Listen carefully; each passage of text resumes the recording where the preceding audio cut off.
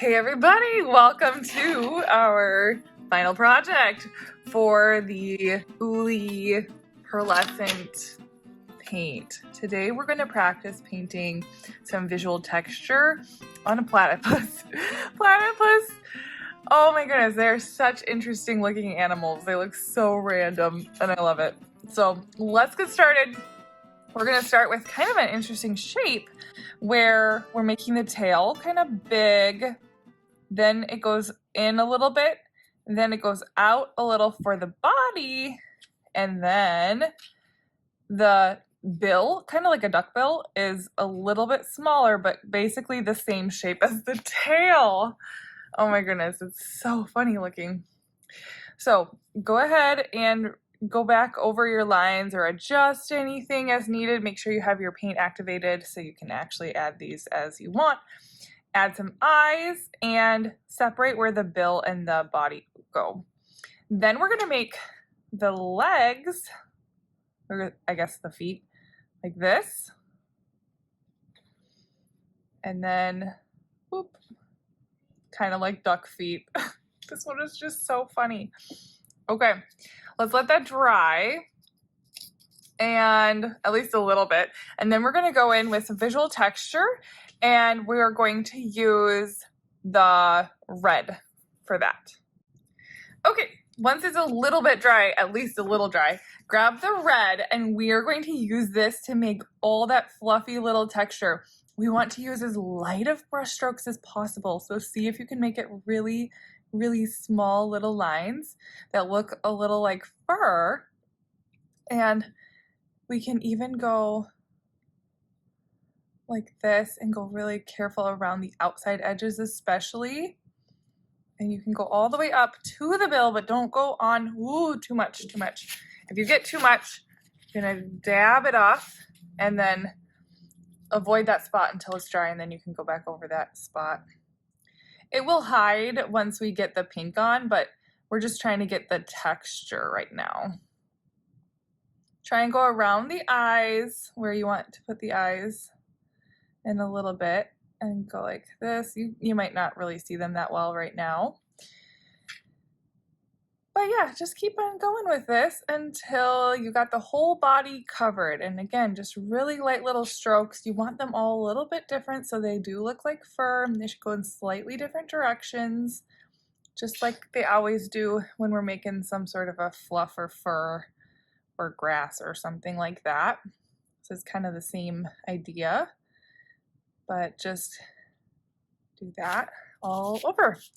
Once you have that, we do need to let this dry. Clean out your brush and let's grab the purple, activate the purple.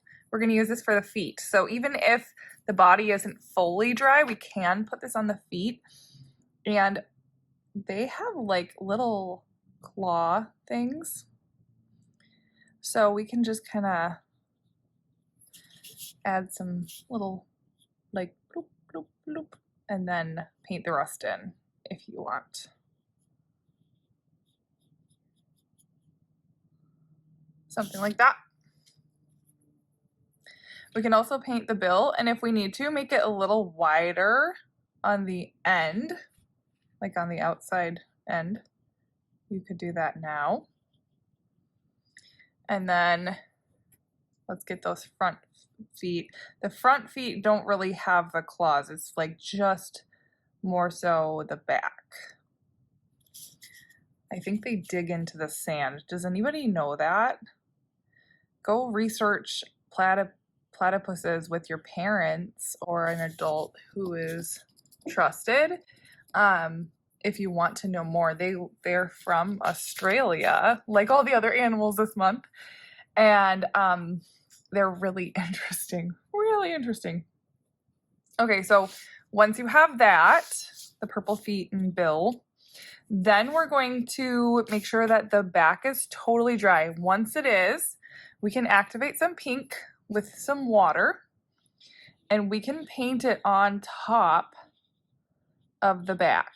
But see how if you get too much, you can't really see the red that we did? So if you've gotten way too much, find a clean, dry spot on your paper towel and you can kind of dab that off a little bit. Hopefully we can still see some of the red texture. If not, we can always add it back on top later if you really want to. Okay, so if you need to, like I said, go back to the red once the pink has dried, and then you can add just a little bit more on top. You can see that there is still a texture in there, and I love that we're doing multiple layers of this, or that you could do multiple layers of this, because the more layers that you're able to do, the more real it will look. So it'll look really extra fluffy. And then I recommend, if the pink got really like kind of too strict around the edges, just do a little bit of fluff around the edges if you would like. Something like this. Yay. Okay, so now once it's totally dry, again, we're going to paint the feet and hands another layer of purple. Okay, so like I said, you can go back over the feet to darken some spots where you want it to be darker, bloop, bloop, like somewhere like that.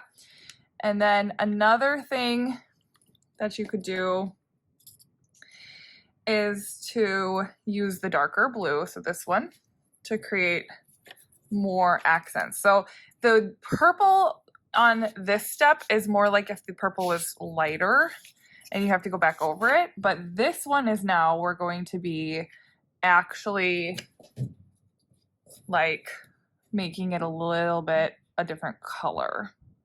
So it'll be kind of like this. Okay, and then we can add nostrils and some eyes, as long as this is dry on the body. And then we can add some back here too. Okay, fun. All right, now we're gonna grab the lighter blue that's more like periwinkle. We're calling this the lighter. It's a little purpley, a little bluey. And then this we're going to use to create the bubbles in the background. These bubbles are going to get erased a little bit when we do the background wash, but that's okay because we want it to just be like a faint bubble. So try and make it how you think looks really good. They shouldn't all be the same size, by the way.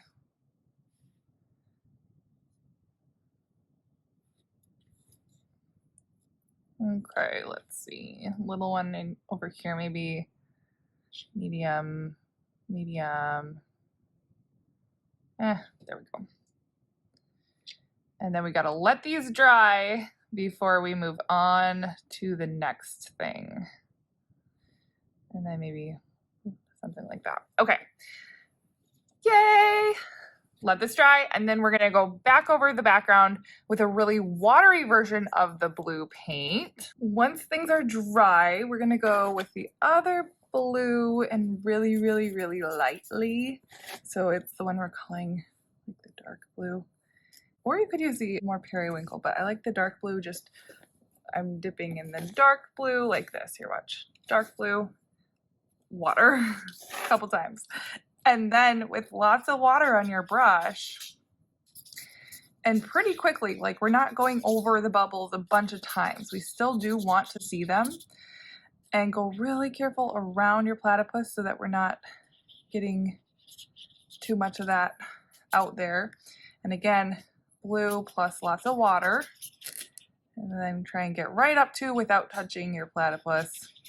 If it does touch, we're just dabbing it off.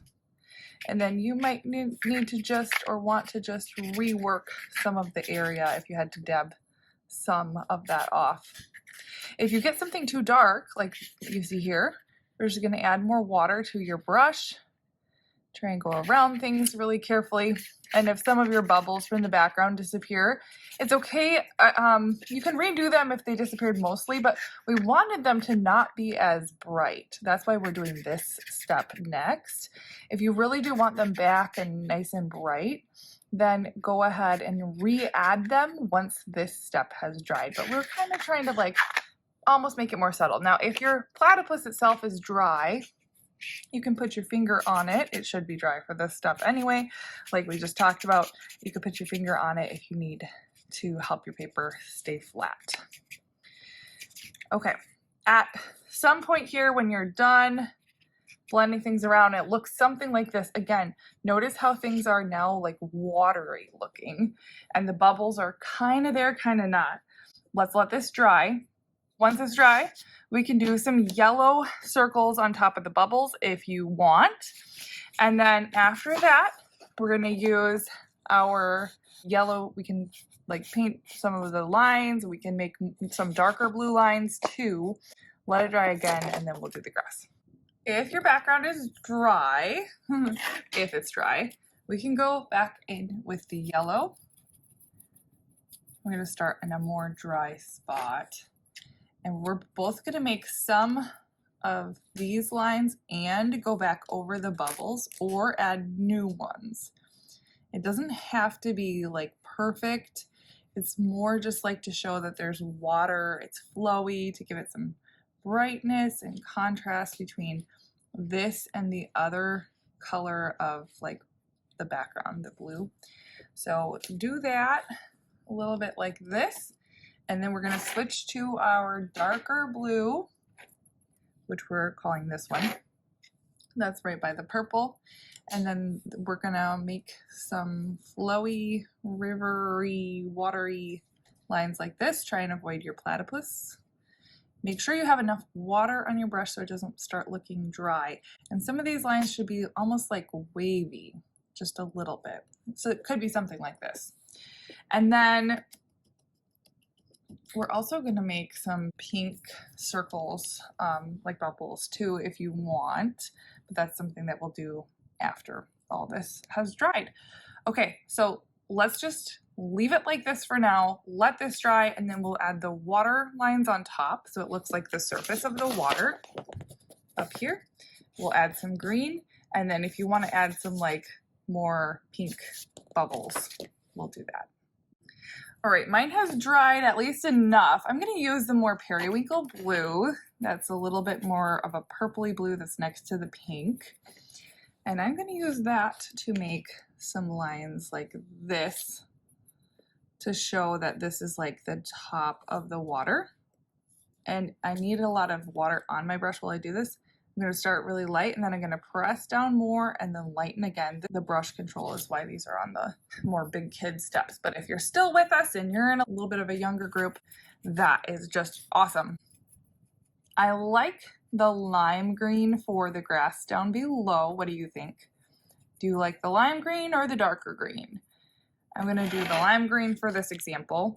And just so you can kind of see, you need to make sure you have enough water on your brush so that toward the top of these grass blades, you can kind of like, I like to say like flick your paintbrush up a little bit as you stop that line. It'll look a little bit, see how like that one's a little more pointy at the top? That's our goal. We want some of these crisscrossing. We want some shorter, some longer, and it doesn't have to be anything super crazy, but something like this. And just boop.